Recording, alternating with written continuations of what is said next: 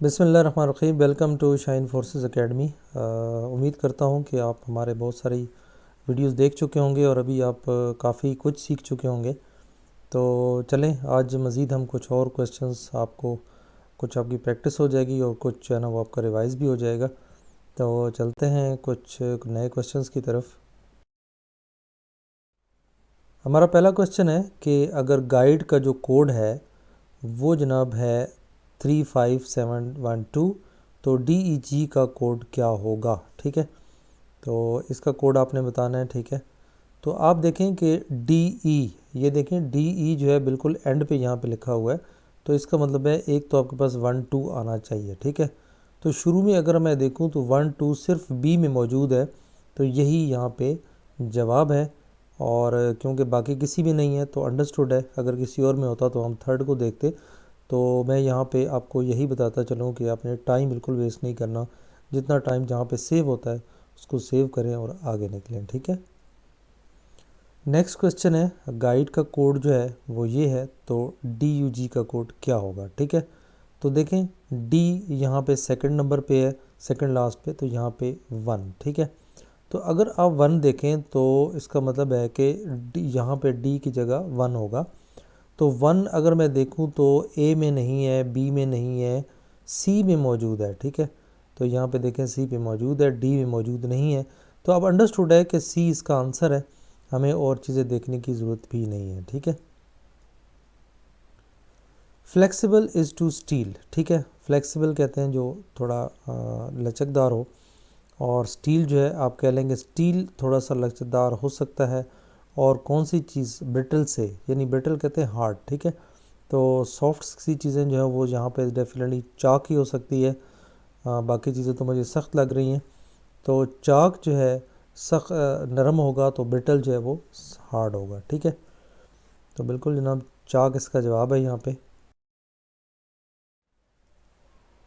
Next question है कि sky is to aeroplane as land is to. Sky में क्या चीज़ उड़ती है? ये जनाब एरोप्लेन उड़ता है। और लैंड पे क्या चीज़ चलती है? तो वो आपको पता है कि ट्रेन चलती है, तो जनाब ट्रेन इसका जवाब होना चाहिए, बिल्कुल यही जवाब है। नेक्स्ट क्वेश्चन है कि अगर मैं इनमें कुछ चीज़ें जमा करूं तो नहीं हो रहा, बल्कि आप इस तरह करें कि 2 को 2 से मल्टीप्लाई कर दें। ठीक है, तो 4 आ जाएगा, और अगर इसमें से -1 कर दूंगा तो मेरे पास 3 आ जाएगा। 3 को 3 से मल्टीप्लाई करूंगा तो 9 आएगा, और 9 में से मैंने 1 माइनस कर दिया तो 8 आ गया। 8 को मैं 8 से मल्टीप्लाई करूंगा तो 64 आएगा, और 64 से जब मैं 1 माइनस करूंगा तो 63 आ जाता है। ठीक है, इसी तरह 63 को जब मैं 63 से मल्टीप्लाई करूंगा तो ज़ाहिर है मेरे पास आंसर कुछ 3968 आना चाहिए। ठीक है, तो यही इसका जवाब है। ठीक है, ये जल्दी से कैलकुलेशन कर लेनी चाहिए, और अगर नहीं कर सकते तो करने की प्रैक्टिस करें। ठीक है, उसके बाद है 1 2 3 4 5 का कोड जो है वो CLAIM है, और 1325 का कोड क्या होगा? तो अगर आप देखें कि 1 3 उसके बाद फिर 2 और 5 कोड है। ठीक है, तो इसका मतलब है कि पहले जो शुरू वाला है, ठीक है 1, ठीक है, उसमें आपने C लिखना है। तो शुरू में अगर मैं देखूं कि C कहाँ पे मौजूद है, तो वो D में मौजूद है। ठीक है, तो और किसी में नहीं है, तो लिहाजा हमारा यही जवाब है, बस और देखने की ज़रूरत ही नहीं है। हमारा नेक्स्ट क्वेश्चन है सिस्टम स्टैंड्स फॉर। ठीक है, सिस्टम का एक कोड इन्होंने दे दिया है 252146, और स्टेम का कोड आपने बताना है। तो अगर हम शुरू का S देखें तो S जो है यहाँ पे शुरू में मौजूद है। ठीक है, सिस्टम के, तो इसका मतलब है शुरू में 2 आना चाहिए। तो शुरू में देखें 2 सिर्फ C में मौजूद है। ठीक है, तो इसका यही जवाब होना चाहिए। ठीक है, बिल्कुल यही जवाब है।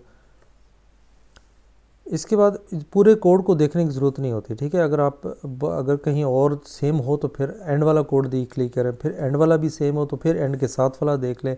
इस तरह आप बैक साइड पे हैं। ठीक है, अब देखें इसका जो कोड है, कोड का ये स्टैंड करता है EFFORTS एफर्ट्स। ठीक है, तो 3457 से क्या बनता है?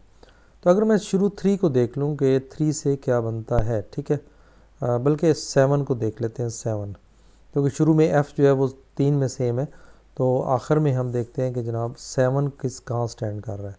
तो सेकंड जो है वो सेकंड लास्ट पे है 7 और सेकंड लास्ट पे t है, तो आखिर में देखें t जो है या तो a में है और या फिर c में है, ठीक है।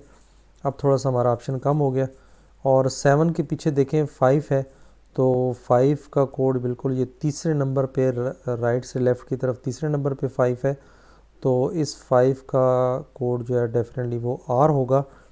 तो ज़ाहिर है R T आखिर में होना चाहिए, तो ये A में मौजूद है, C में मौजूद नहीं है, तो लिहाजा यही जवाब है।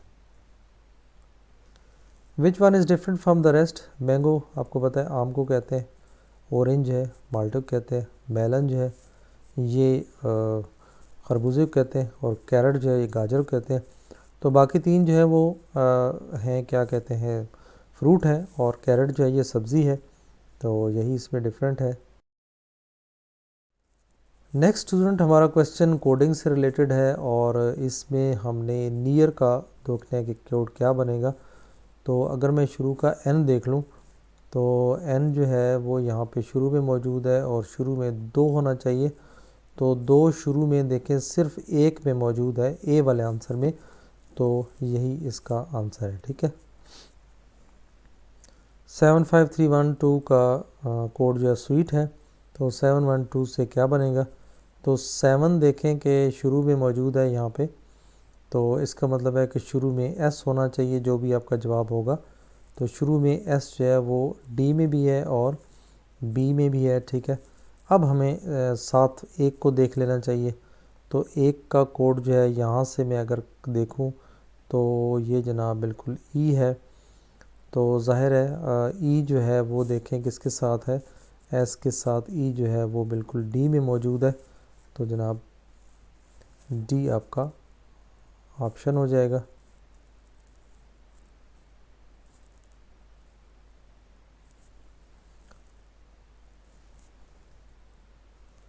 उसके बाद नेक्स्ट क्वेश्चन है, sailor is to air force and airman is to. अब देखें सेलर और इसका किसके साथ ताल्लुक़ होना चाहिए। अब 3 चीज़ें, सेलर, एयरमैन, एयरफोर्स और एयरमैन, ठीक है।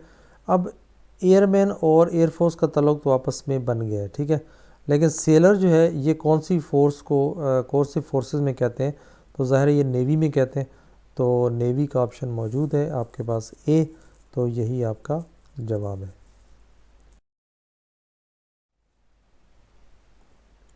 ओके, हमारा नेक्स्ट क्वेश्चन है, man is always then his son. ज़ाहिर है कोई भी आदमी है वो अपने बेटे से क्या हो सकता है, लंबा तो नहीं हो सकता, ओल्डर हो सकता है, क्योंकि बड़े को कहते हैं। डार्कर काला ज़रूरी नहीं है, वाइज़र अक्लमंद ये भी नहीं है, तो कम से कम अपने बेटे से जो भी बाप होगा वो बड़ा ज़रूर होगा, तो इसका बेहतरीन ऑप्शन ओल्डर बन रहा है, तो बिल्कुल जनाब यही इसका आंसर है।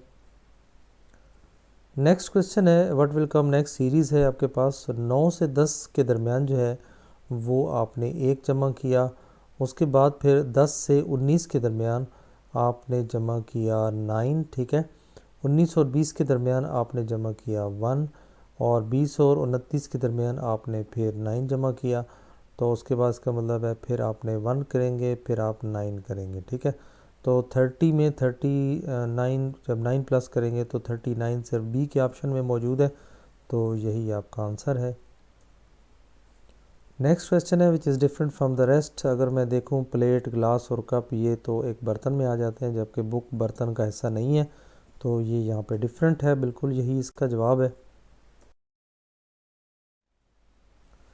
नेक्स्ट है जनाब, एक गोडाउन है, और ये गोदाम को कहते हैं, शॉप, स्टॉल, मार्केट। अब मार्केट, स्टॉल और शॉप में तो चीज़ें मौजूद होती हैं बेचने के लिए, लेकिन गोदाम में चीज़ें रखी जाती हैं, बेची नहीं जाती, तो यहाँ पे चीज़ें यही आंसर है इसका, यही डिफरेंट है। यहाँ पे देखें डीआई ख़ान जो है, और ये KPK में है, गुजरात, DG ख़ान और मुल्तान ये पंजाब में है, तो लिहाजा इसमें डिफरेंट जो है वो डीआई ख़ान है, क्योंकि ये KPK में आ जाता है, तो बिल्कुल जनाब यही इसका जवाब है। ये वैसे अब क्योंकि हमें तो पता है जनरल नॉलेज थोड़ा सा आपके पास होना चाहिए। What letter comes alphabetically in order the word budget. तो यहाँ पे अल्फ़ाबेटिकली आपने इसको जनाब काउंट करना है, ठीक है। और देखें कि जनाब ए बी सी डी और ई, तो ई पे जो है ना आपका लफ्ज़ रुक गया है, तो जनाब इस पे अल्फ़ाबेटिकली वर्ड ई है, तो बिल्कुल जनाब यही जवाब। नेक्स्ट क्वेश्चन है कि 3 से 5 जब आपने किया तो 2 प्लस किया, ठीक है। फिर 5 से 9 किया तो आपने 4 प्लस किया। 9 से 15 पे आपने 6 प्लस किया, तो इसका मतलब है आगे आप 8 प्लस किया, फिर 10 प्लस किया और फिर आपने 12 प्लस करना है। तो 12 प्लस करने से आपके पास 45 आ जाएगा और 45 सिर्फ डी में मौजूद है और यही आपका ऑप्शन है। नेक्स्ट देखें, 425 ऊपर लिखा है और 16 नीचे लिखा है, ठीक है। तो अगर 16 को उल्टा कर दूं, मैं 6 को पहले लिख दूं और 1 को बाद में लिख दूं, तो 61 बन जाएगा। तो डिनोमिनेटर से न्यूमरेटर में आ जाएगा, ठीक है। और अगर इसको मैं लेफ़्ट से राइट की तरफ पढ़ूं तो 4 to 5 है, और इसको मैं अगर उल्टा पढ़ूं 5 to 4, तो ये देखें इसके नीचे, ठीक है, डिनोमिनेटर में आ गया। तो इसी तरह जो डिनोमिनेटर है उसको नोमिनेटर बना दें, जो नोमिनेटर है उसको डिनोमिनेटर बनाते हैं। मीन्स कि जो बटा के नीचे है उसको बटा के ऊपर लिख दें और जो ऊपर है उसको नीचे लिख दें। तो 3 4 5 ऊपर है तो इसको उल्टा करके नीचे लिख देना, यानी 5 4 3 करके बटा के नीचे लिख देना है, और 161 को उल्टा करके 16 कर दें और इसको ऊपर लिख दें। तो 16 बटा 543 ये जनाब बी में मौजूद है, तो यही इसका आंसर है। नेक्स्ट क्वेश्चन है 55 से 56 अगर आपने किया तो 1 प्लस किया, फिर उसके बाद आपने 3 प्लस किया, फिर उसके बाद आपने 5 प्लस किया, ठीक है, और फिर उसके बाद जो है वो 7 प्लस किया। तो ये आप जो है वो ऑड नंबर ऐड कर रहे हैं, तो ज़ाहिर है अगला नंबर 9 प्लस करेंगे, तो 17 प्लस 9 जो है वो 80 होता है, तो यही इसका जवाब है। नेक्स्ट व्यूज़ क्वेश्चन है कि इसमें ऑड वन कौन सा है। तो लैंप, कैंडल और बल्ब, ये तमाम इनको कोई सोर्स चाहिए होता है जलने के लिए, जबकि आयल जो है ख़ुद एक सोर्स है जलने के लिए। तो यहाँ पे आयल जो है वो डिफरेंट है। It takes 2 minutes to boil an egg, यानी एक अंडा उबालने में आपको 2 मिनट लगते हैं। तो 5 अंडे होंगे तो कितना टाइम लगेगा। ज़ाहिर है अगर आप एक बर्तन में 1 अंडा डाल दें या 10 अंडे डाल दें, टाइम तो उतना ही लगना है, ठीक है। तो अगर 2 अंडे बॉयल करने में 2 मिनट लगते हैं तो ज़ाहिर है 10 भी रख देंगे तो भी 2 ही मिनट लगेंगे, ठीक है। तो इसका जवाब 2 ही होगा। नेक्स्ट है जनाब कि नेक्स्ट नंबर क्या आएगा। 7 और 11, 7 में क्या जमा किया हमने 4, और फिर उसके बाद हमने जमा किया 5, फिर हमने 16 में 6 जमा किया तो आ गया 22, ठीक है। फिर हमने 4 प्लस किया और फिर उसके बाद 5 प्लस किया और फिर हम 6 प्लस करेंगे, तो 6 प्लस 31 37 आ जाएगा। तो जनाब बिल्कुल यही जवाब है। Okay viewers, thank you very much. तमाम वीडियोस देखें आप, ठीक है, और उसके बाद जो है वो हमारी वेबसाइट का विज़िट करें www.pakscience.com। तो इस पे आप MCQs में जाएं, ठीक है, सब्जेक्ट जो MCQs है उनमें जाएं और उसमें हमारे टेस्ट जो है वो करें, प्रैक्टिस करें। अगर आप मोबाइल पे ओपन करते हैं तो आपको एक इंस्टॉल का ऑप्शन आएगा, उससे आप इंस्टॉल कर लें। आपका आइकन जो है वो इंस्टॉल हो जाएगा, आपकी स्क्रीन पे आ जाएगा, तो आप डायरेक्टली क्वेश्चंस को ओपन कर सकेंगे और वहाँ पे प्रैक्टिस करें। तो जितनी ज़्यादा प्रैक्टिस करेंगे उतने ज़्यादा आप स्कोर करेंगे और उतने ज़्यादा आप मेरिट पर भी आएंगे, ठीक है।